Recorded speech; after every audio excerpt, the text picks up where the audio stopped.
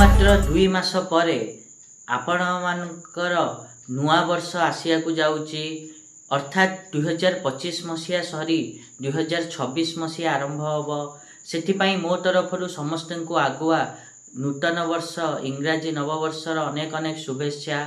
यही शुभेच्छा सहित आज आम जानिबा कि समस्त मेष राशि व्यक्ति मानक पई 2026 मसीहा पूरा वर्षटी किभली जीव ता पूर्व मु आपण मानकु किछि ग्रह स्थिति जोगु बनुथिबा जोग विषय रे किछि धारणा देवी।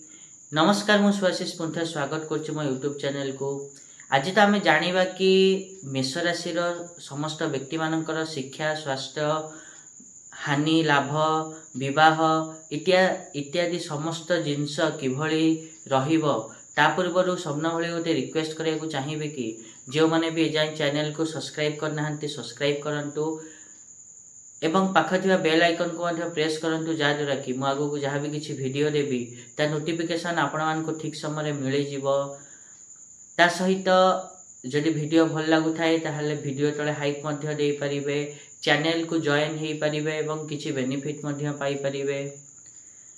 जदि आमे मेष राशि कथा कहिबा एवं प्रथमे ग्रह स्थिति कथा कहिबा, जोग कथा कहिबा ताहले 13 जनवरी रु नै कि 17 जनवरी 2026 रे आपण मानकर सूर्य, बुध, मंगल, शुक्र यही 4 ग्रह मिसी ग्रह मल्लिका जोग सृष्टि करिवे। ता सहित आपण मानकर 2 मार्च रे 2026 मसीहा 2 मार्च रे मीन राशि रे गुरु एवं शुक्र गोचर करिवे, जहाँद्वारा कि शतकृति जोग सृष्टि करिवे। ता सहित आपण मानकर 16 एप्रिल रु नै कि 20 एप्रिल जाए आपण मानकर देखिबे कि काहाली जोग सृष्टि होउची। 11 मे रे मध्य विपरीत विमल जोग सृष्टि हबो 2026 11 मे रे।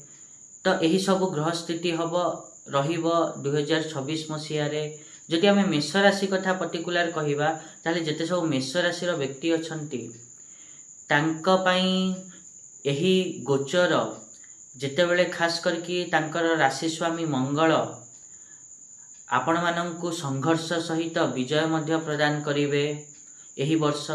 एवं कर्मफल दाता शनि आपण मानकु कर्म क्षेत्र रे आपण मानकर परीक्षा नेबे। ता सहित जनवरी रु नै कि मार्च मास जाए देखिबे कि आपण मानकर नुआ दायित्वर सहित आपण माने आगु को बढ़िबे, किंतु आपणकर जे मालिक एवं सहकर्मी से आपण मानकु टिके नीचा देखै पारंती।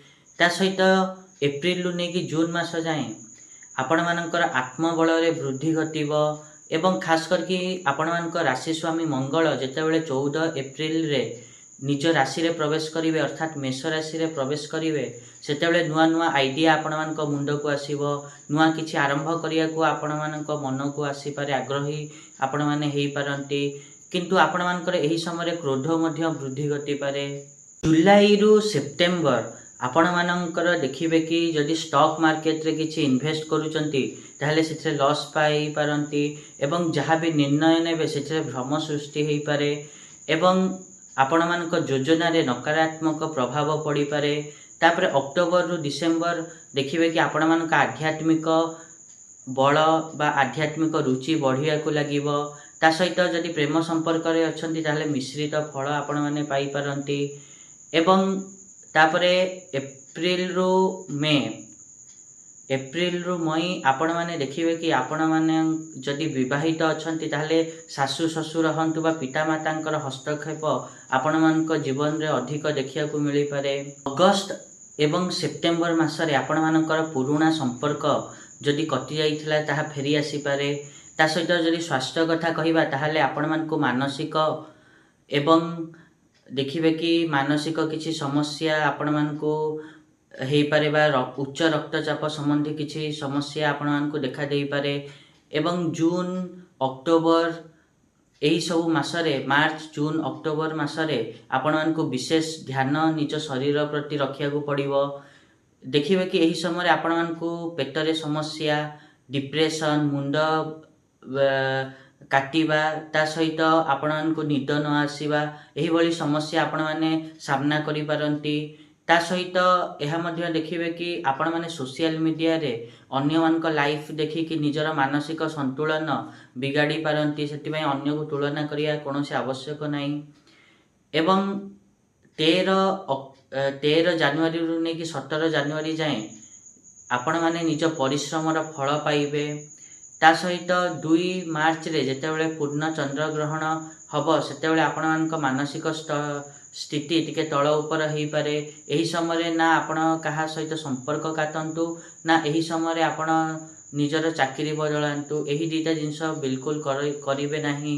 27 ଏବଂ 28 ଅକ୍ଟୋବରରେ ଯେତେବେଳେ ଆଂଶିକ ଚନ୍ଦ୍ରଗ୍ରହଣ ଘଟିବ ସେତେବେଳେ ଦେଖିବେ କି ଆପଣମାନଙ୍କର ଯଦି କିଛି ପୁରୁଣା ପାରିବାରିକ ବିବାଦ ଥିଲା, ଜମିକୁ ନେଇକି ହେଉ କି ପଇସାକୁ ନେଇକି ହେଉ, ସେଇଟା ପୁଣି ମୁଣ୍ଡ ଟେକିପାରେ।